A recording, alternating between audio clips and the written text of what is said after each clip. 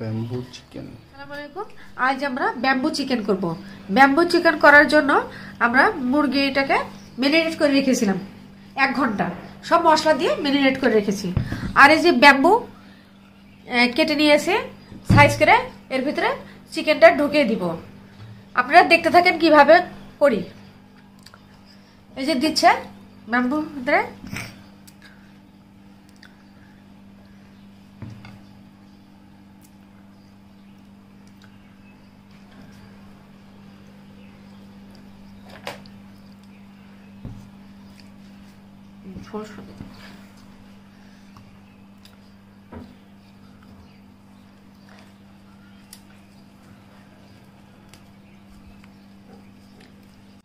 এখন ব্যাম্বুটাকে ছিল করব। ছিল করার জন্য কলা পাতা এরকম করে ভাঁজ করে নিচ্ছি,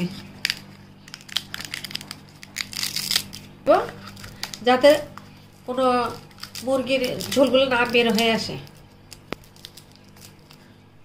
সেই মুখটাকে ছিলগালা করে দিব, এজন্য কলার পাতা। আমার ব্যাম্বু চিকেন প্রায় হয়ে গেছে।